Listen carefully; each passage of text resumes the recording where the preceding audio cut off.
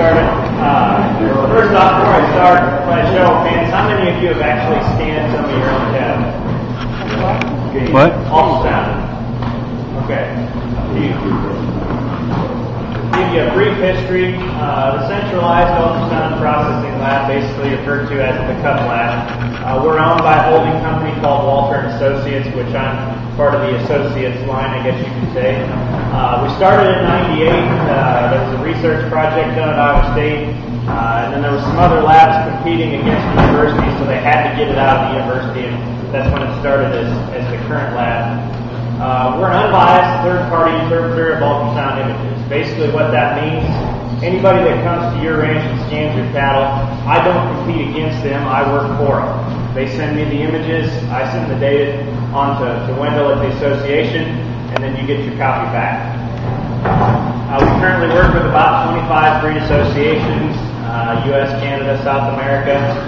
We've processed about 1.4 million heads counting to date. The main thing that we do is send ultrasound data to beef breed associations. We're kind of the middleman, I guess you could say. We do some commercial data, as well as feedlot scanning software. So we work with about every sector of the industry. For the junior programs, we do some county fair carcass contests in the summer.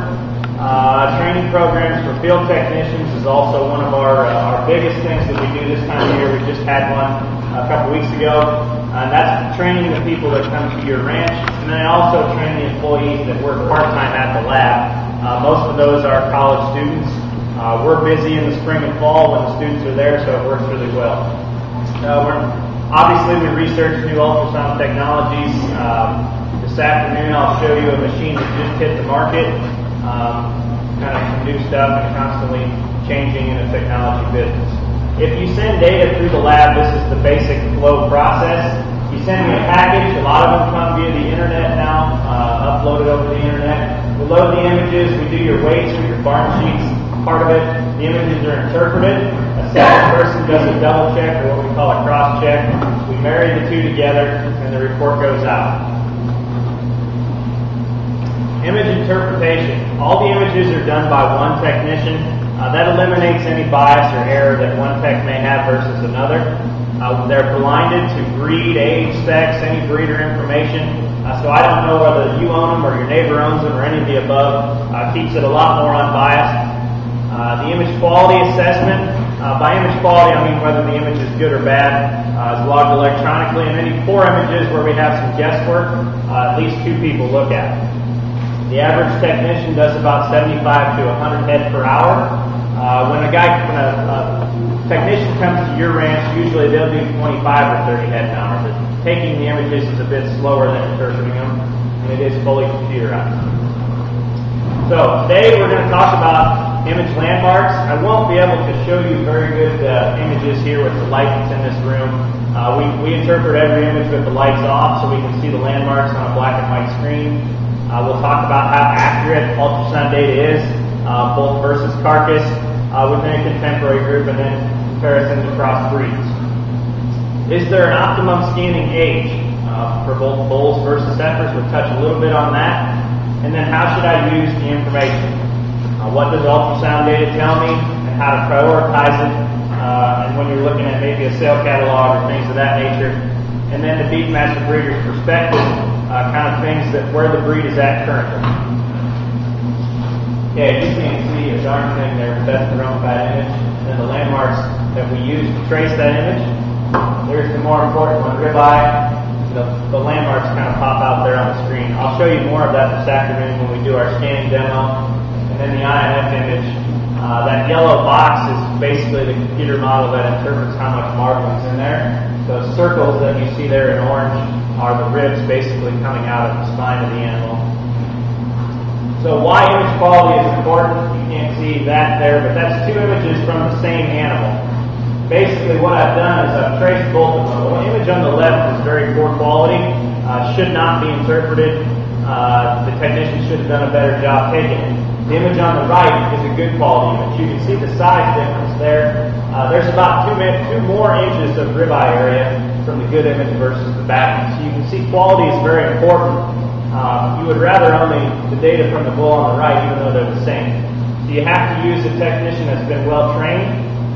And then this back here, you have to clean or clip. Usually it's both. The cleaner the animal is, the less hair they have on it, the better image we can get for IMF, and it really has an impact. The image on the left is of good quality. It's about 1.5% to 2% higher than the dirty uncooked one. So when we talk about how accurate ultrasound data is, we talk basically about three stats that are important to us. Correlation, how close did I get? Standard error, how bad did I miss? And spread. Did I find the good ones and the bad ones? How far did I get that data to come apart? Correlation.